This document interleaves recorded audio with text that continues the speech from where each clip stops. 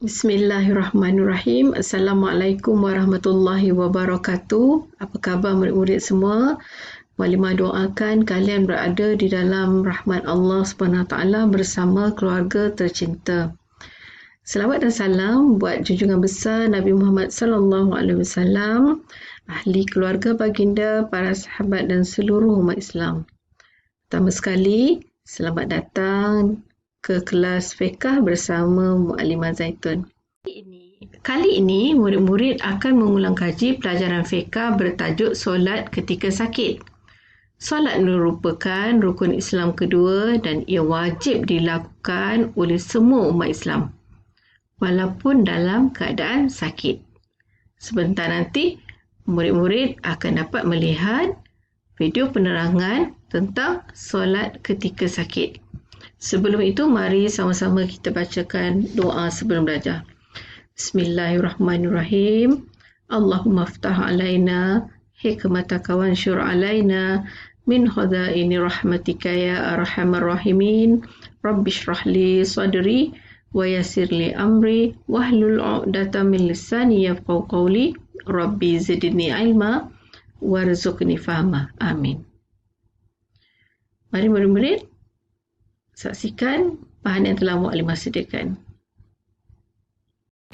Ini merupakan pelajaran fiqh tahun 3, pelajaran 4 bertajuk solat ketika sakit.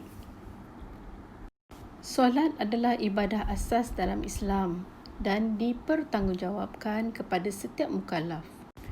Sebagai orang Islam, solat tidak boleh dikecualikan meskipun bagi golongan yang mengalami keuzuran.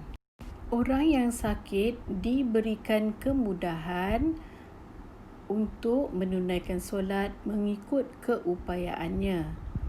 Islam tidak memaksa orang yang sakit berdiri untuk menunaikan solat sekiranya pesakit itu tidak mampu untuk berdiri.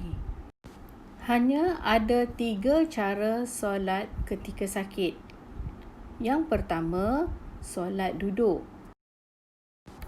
Cara solat ketika sakit yang kedua ialah solat baring mengiring. Cara solat ketika sakit yang ketiga ialah solat baring terlentang. Assalamualaikum murid-murid. Sekarang kamu sudah pun tahu tentang 3 cara solat ketika sakit, iaitu solat ketika duduk, sama ada di atas kerusi maupun di atas lantai. Kedua, solat baring mengiring di sebelah bahagian kanan dan menghadap ke arah kiblat.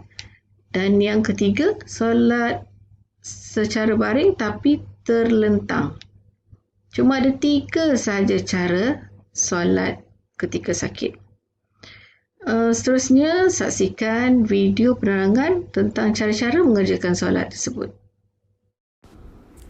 Kaedah menunaikan solat ketika sakit mengikut kemampuan yang pertama adalah solat sambil duduk di atas lantai. Lakukan rukun solat seperti biasa, cuma yang berbeza adalah dalam keadaan duduk.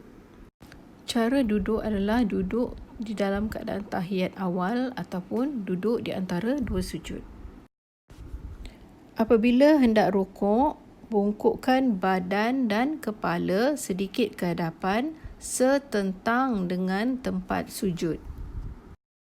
Apabila hendak melakukan pergerakan sujud, sujudlah seperti dalam solat biasa. Apabila mengerjakan solat dengan duduk menggunakan kerusi, duduklah setelah mengangkat takbir dan menghadap ke arah kiblat. Ketika rukuk, hendaklah ditundukkan kepala sedikit, iaitu dahi berada setentang dengan tempat sujud atau bertentangan dengan hadapan lutut. Manakala sujud dilakukan seperti biasa. Seterusnya adalah cara mengerjakan solat dalam keadaan baring mengiring.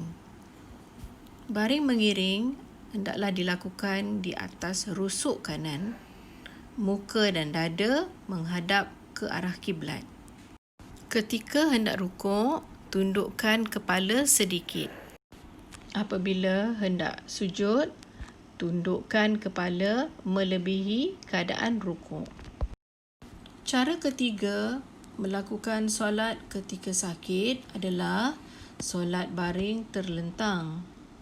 Baring terlentang dan meluruskan kedua-dua kaki menghadap ke arah kiblat. Kemudian, tinggikan bahagian kepala dengan menggunakan bantal supaya terangkat sedikit.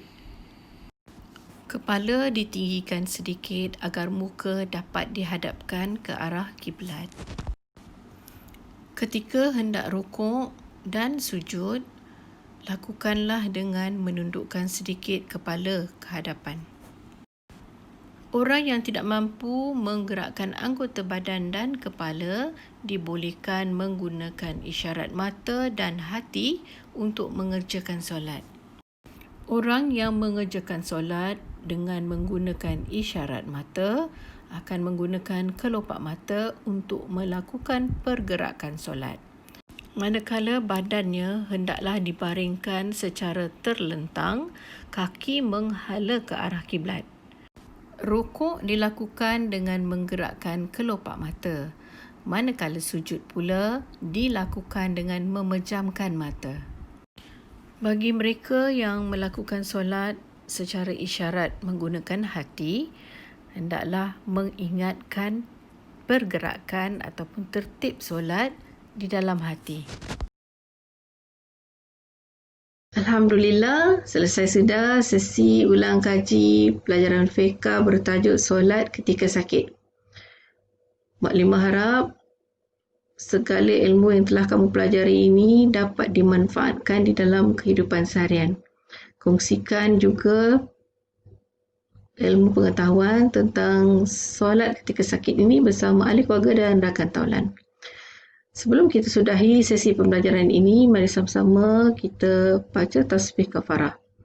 Subhanakallahumma wa bihamdika asyhadu an la ilaha illa anta astaghfiruka wa atubu ilaik. Sekian wabillahi taufiq wal hidayah. Wassalamualaikum warahmatullahi wabarakatuh.